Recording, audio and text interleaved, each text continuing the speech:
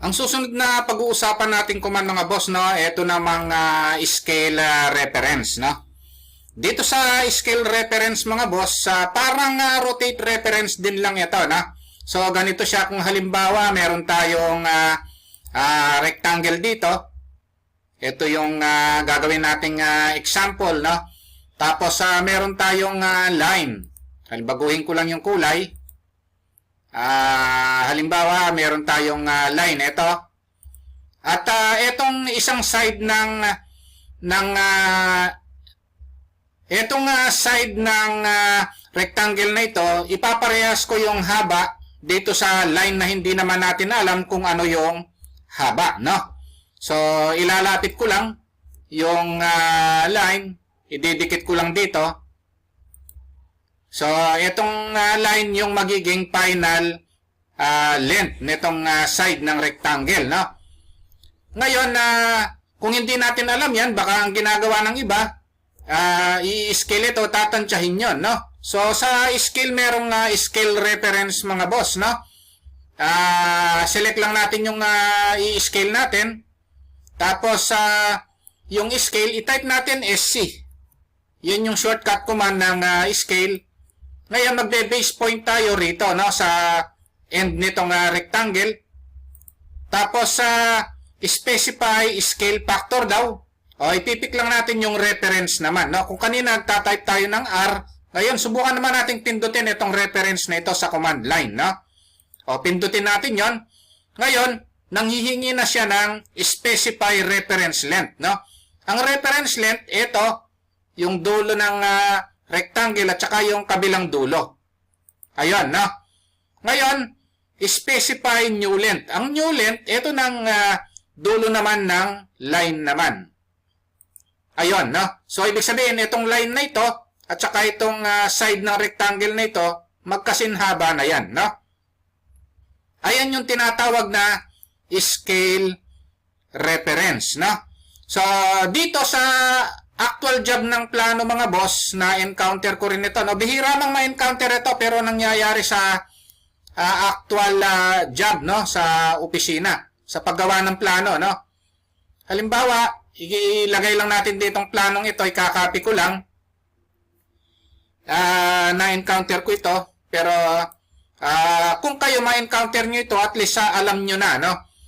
Halimbawa ito, accidentally na-scale ito.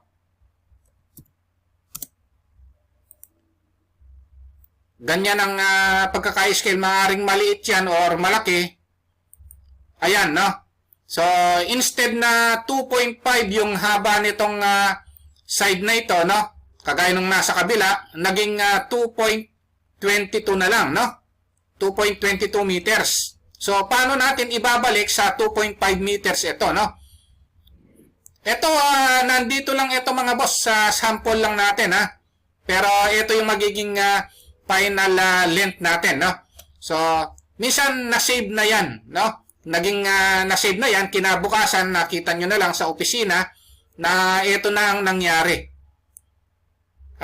Dapat 2.5 meters ito. Since alam mo naman na itong side na ito, 2.5 meters ito, gagawa ka ng line ngayon, magla-line ka ng 2.5 meters. Magmula rito, sa end na ito, papunta ron, no?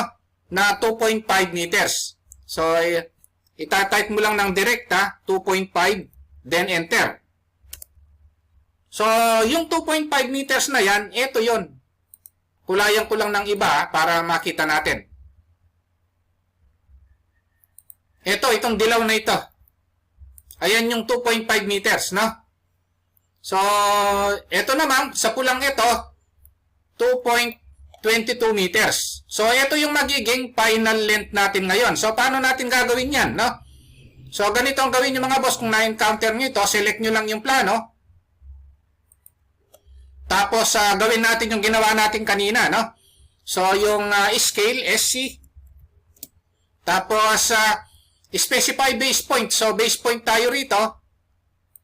Tapos, specify scale factor, no? So, yung scale factor niya, magre-reference tayo ngayon. Pipindutin natin yung reference. Gaya na sinabi ko kanina, pwede nyong i-type yung R. No? Pero sa ngayon, titiknan natin yung reference. Yung reference sa length natin ngayon, ito, at saka itong nasa 2.22 na ito. No? Ito. Ayan, ayun yung reference natin. Yung new length natin ngayon, na hinihingi niya dito sa command line, okay, pick na natin yung kabilang dulo na nag-line tayo ng 2.5, no? So, ito na yung mga boss, no, naging 2.5 na. So, tumama na yung mga length, oh, dito, no? So, gayang-gaya na siya dito sa kabila, no? Kung na-encounter nyo man yan sa actual job, at least diniscuss natin dito sa video ito, no? Pero ako na-encounter ko ito, no?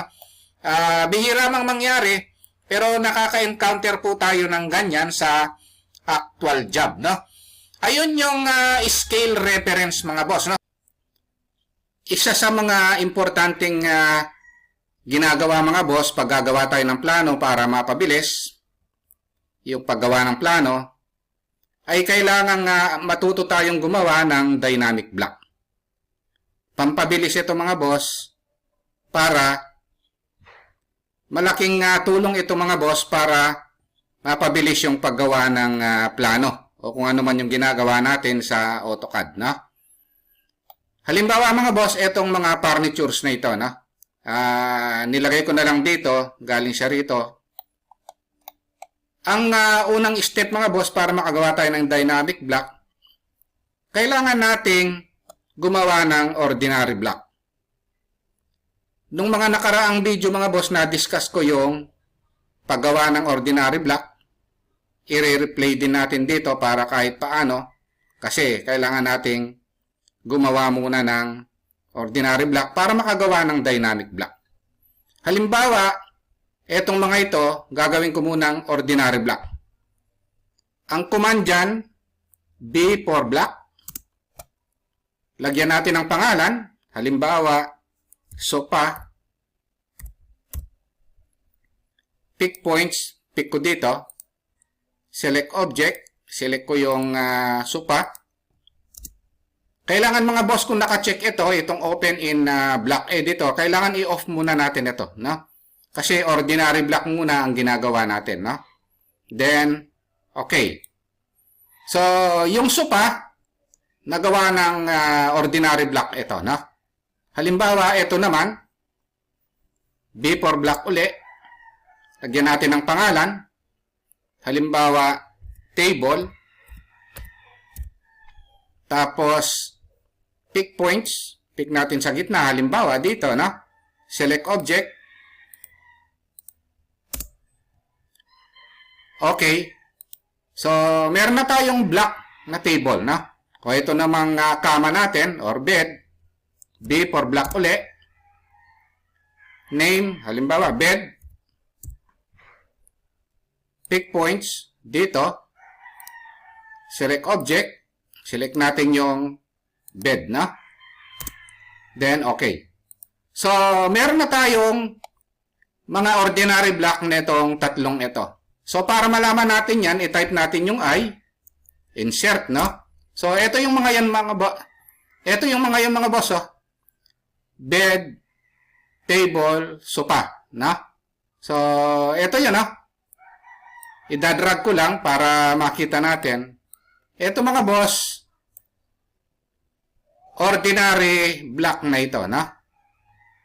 Ayan yung paggawa ng ordinary block. Itong tatlong ito, gagawin nating dynamic block ngayon. So, paano natin magagawang dynamic block ito? Iwan ko muna yung isa, kasi ito, ordinary block na ito, no? Gagawa na tayo ng dynamic block ngayon. I-type lang natin yung B uli, na.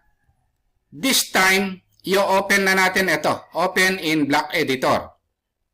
Ayan, na. Pero lagyan na natin ng pangalan ng hindi na ordinary block. Dynamic block na, mga boss, ang pangalan nito, na. Lagyan natin ng pangalan yung dynamic block natin. Halimbawa, furniture. Ayan, na. Lahat ng furnitures pagsasama-samahin natin. pick points, pick tayo rito sa gitna. Tapos, select object. Select ko dito. Tapos, i-check na natin ito. Gaya na sinabi ko kanina, no? Kanina kasi nung ordinary block, hindi naka-check ito. Ngayon, naka-check na. Open in block editor. I-okay na natin. Pupunta tayo ngayon dito. Kung napansin nyo, na? Ganito na. Naging gray. Tapos, meron na tayong ganito. Dito, this time, gagamitin natin dalawa muna itong visibility at itong base point, no? So, gamitin natin itong base point. Mag-click lang tayo rito kahit saan ang gusto nyo. Yan, no? Basta malapit dito. Tapos, click natin yung visibility. Ayan. So, click lang tayo uli dito. Ito na, no? May lalabas na ganito. So, para makita natin yung dialog box, ito pala, nakaganito siya, no? Para makita natin yung icon, mga boss, hindi default ito, click ko lang ito. Kailangan makita natin itong visibility stage, no? Ito. So, click natin yung visibility stage na ito. Tapos, dito sa nakikita natin ito, pindutin lang natin itong rename. O, lagyan natin ng name, no? Unahin na natin itong table. O, type ko na lang kahit na T na lang, no? Tapos, after ng rename, pindot ako ng new. Ayan. So, yung table, nalagyan ko na ng pick ko yung new. Tapos, type ko naman S para sa sopa. New uli. Para sa bed naman, o type ko B. So, ito na yung mga yon, no? I-okay ko siya once na nagawa ko yon.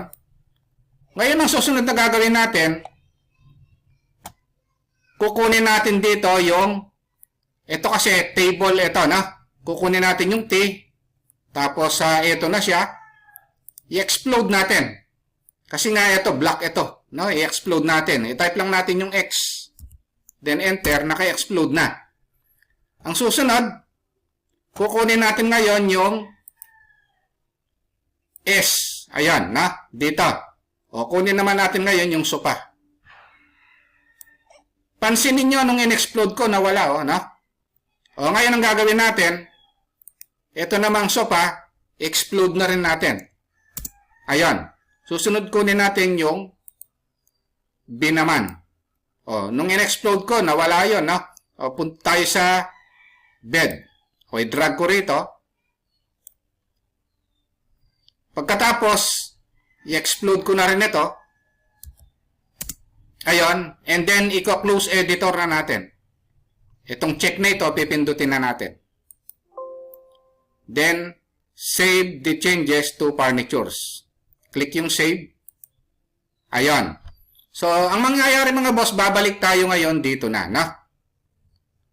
Once na nakabalik na tayo rito, pwede nyo nang i-close ito.